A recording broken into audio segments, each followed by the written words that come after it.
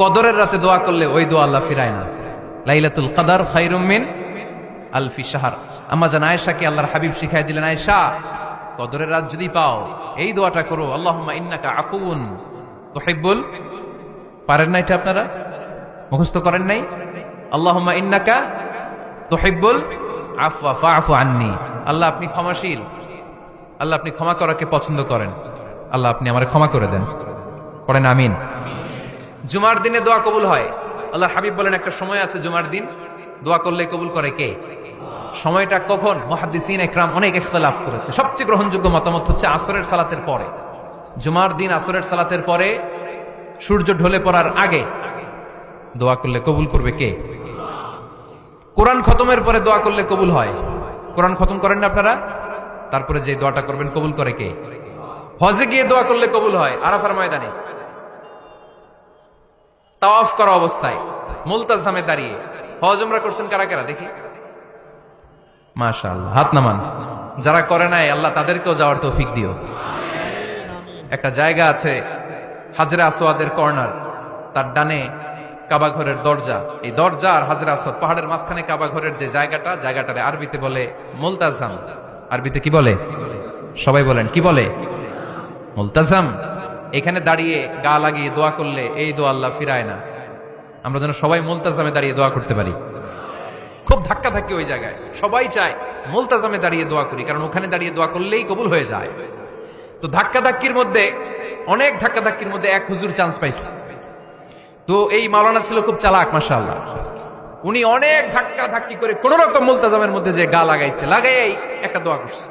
দোয়াটা হইতেছে, আল্লাহ জীবনে যত দোয়া করছিলাম আর যত দোয়া করব সব দোয়া তুমি কবুল করে নিও। এটা কইতে দেরি আরেক ধাক্কায় দূরে যেয়ে পড়ছে। কোনো সমস্যা নাই, যা চাওয়ার চাই লইছি। কত বড় চালাক দেখছেন? আল্লাহ বাড়ি দাও, গাড়ি দাও, নারী দাও, খ্যাতি দাও, এটা দাও, ওটা দাও। কয়টা চাবে? একটা চাইছে। আল্লাহ জীবনে যা চাইছি আর যা চামু সব কবুল করো। বিশ্বাসীরা বোকা হয় না, বিশ্বাসীরা যোগ্য যে কোপ মারে, সময় মতো কাজ করে। আওয়াজ করে বলতে হবে ঠিক কিনা? তাহলে এই সময়গুলো দোয়া করলে কবুল করবে কে? মুসাফিরের দোয়া আল্লাহ ফিরায় না, সফর করলেই দোয়া। মাজলুমের দোয়া আল্লাহ ফিরায় না, কেউ জুলুম করলেই দোয়া। আম্মা আব্বার দোয়া নিলে এই দোয়া আল্লাহ ফিরায় না। আম্মা আব্বার কাছে দোয়া চান তো? গোটা দুনিয়ার সব পীর সাহেব কোরআন খতম করে এইখানে ফু দিছে এই বোতলে, আপনার আম্মা শুধু বিসমিল্লাহ বলে এই বোতলে ফু দিছে, মুহূর্তের মধ্যে আপনার মায়ের দোয়াটা আরো উঠে যাবে।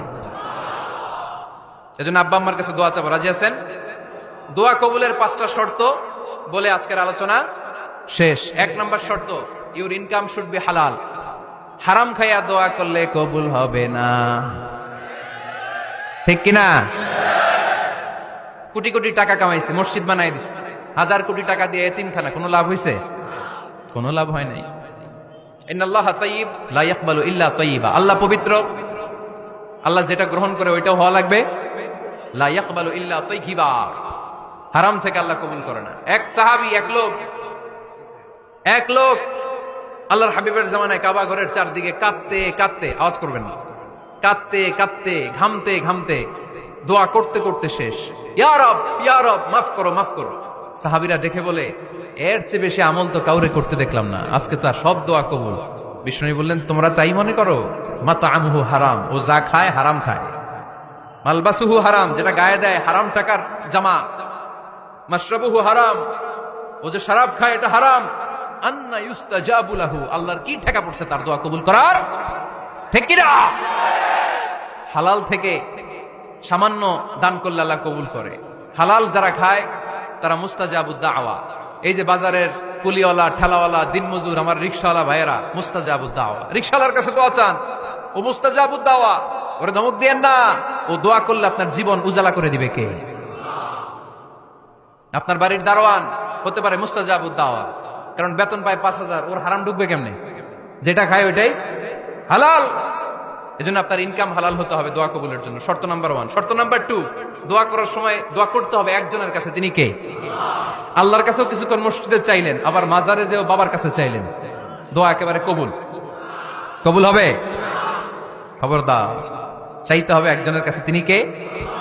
3 নাম্বার শর্ত, দোয়া করার সময় ইয়াকিন থাকতে হবে। ইয়াকিন, উদু আল্লাহ ওয়া আনতুম মুকিনুনা বিল ইজাবা, এমন ভাবে দোয়া করেন যে আপনি নিশ্চিত আমি যা বলছি আমার আল্লাহ শুনছেন, আমি যা বলছি এই দোয়া আল্লাহ কবুল করবেন, অবশ্যই করবেন।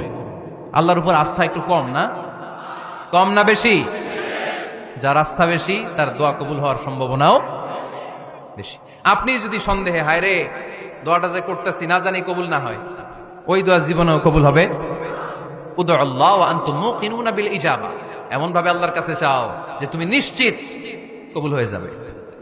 4 নাম্বার শর্ত, আল্লাহর হাবিবের উপর দুরূদ পড়া। পড়েন সাল্লাল্লাহু আলাইহি ওয়াসাল্লাম। আল্লাহর হাবিবের উপর দুরূদ পড়তে হবে দোয়া শুরুতে, মাঝে কিংবা শেষে। যদি আল্লাহর হাবিবের উপর দুরূদ না পড়েন ওই দোয়া কবুল হবে। কুল্লু দুআইন মাহজুব মাওকুফ বাইনা সামাই ওয়াল আরদ হাত্তা ইউসাল্লা আলাইয়া। আল্লাহর হাবিব বলেন জীবনে যত দোয়া করছো আমার উপর দুরূদ না পড়লে আকাশ জমিনের মাঝখানে এটা পেন্ডিং হয়ে থাকে। কি হয়ে থাকে? সবাই বলেন। পেন্ডিং শব্দটা কি আপনাদের কাছে অপরিচিত নাকি? মেসেজ করছেন বন্ধুরে, মোবাইলে টাকা নাই, মেসেজটা কি হয়ে থাকে? পেন্ডিং। তো দোয়া করছেন, দুরূদ পড়েন নাই, পেন্ডিং। আজকে রাত্রে যে ইচ্ছা মতো আল্লাহর হাবিবের উপর দুরূদ পাঠিয়ে দিবেন, যত দোয়া পেন্ডিং হয়ে আছে সব আরশে উঠাই দিবে কে? দোয়া কবুলের সর্বশেষ শর্ত হচ্ছে মুওয়াফাকাতুদ দোয়া বিদাওয়া। দোয়ার সাথে দাওয়া লাগবে। দোয়ার সাথে সবাই বলেন, দোয়ার সাথে কি লাগবে? দাওয়া। দোয়া করলেন আল্লাহ পরীক্ষায় ফার্স্ট হওয়ার তৌফিক দান করো, লেখাপড়ার সাথে কোনো খবর নাই, একেবারে ফার্স্ট হয়ে যাবেন। অনেক সময় মাহফিল শেষে অনেক বাবারা কলম নিয়ে আসে আমার কাছে। আমি বললাম ঘটনা কি, কলম হাদিয়া দিবেন নাকি? না হুজুর। তো কি? বলে এটা পড়ায় দেন। পড়ায় দেবো মানে? আমার ছেলের পরীক্ষা, আপনার এই ফু দেওয়া কলম দিয়ে পরীক্ষা দিলে গোল্ডেন এ প্লাস, আমি কই পড়াশোনা না করলে ডবল জিরো। ঠিক কিনা? আগে পড়াশোনা করতে হবে, তারপর দোয়া চাইলে ওই দোয়ায় কাজ হবে। ঠিক কিনা? এটাই ইসলাম। অসুস্থ আপনি যদি শুধু দোয়া চান সুস্থ হবেন? চিকিৎসা করা সুন্নাহ। যেই রোগ হয়েছে ওই রোগের চিকিৎসা নেওয়া কি সুন্নাহ। আল্লাহর হাবিব অসুস্থ হলে চিকিৎসা নিতেন। হাতে একবার বিচ্ছু কামড় দিল আল্লাহর হাবিবের আঙ্গুলে, তিনি রেগে গেলেন, ব্যথা পেলেন, আর বিচ্ছুরে বললেন আরে বিচ্ছু, মানুষও চিনোস না, নবীও চিনোস না, কোথায় কামড় দিতে হবে এটাও জানোস না। কিন্তু কামড় যখন দিয়ে ফেলছে বিশ্বনবী ব্যথা পাচ্ছেন। বিশ্বনবী সূরা ইখলাস পড়ে ফাতিহা পড়ে ফু দিতে লাগলেন। আর আম্মাজান আয়েশাকে বললেন লবণের পানি গরম দিয়ে ঢালতে থাকো। আম্মাজান আয়েশা লবণের পানি আনলেন। লবণের গরম পানির ভেতরে সোডিয়াম ক্লোরাইড আছে, ন্যাচারাল পেইন কিলার, ব্যথা নাশ করে। আম্মাজান আয়েশা গড়গড় করে লবণের পানি ঢালতে লাগলেন। আল্লাহর হাবিব কোরআন পড়ে ফু দিতে লাগলেন। পানি ঢালা শেষ, গড়গড় করে লবণের পানি ঢালা শেষ, বিশ্বনবীর দোয়া পড়া শেষ, এর মধ্যে আঙ্গুলের ব্যথাও শেষ। কারণ দুইটার সমন্বয় হয়েছে, দোয়াও আছে দাওয়াও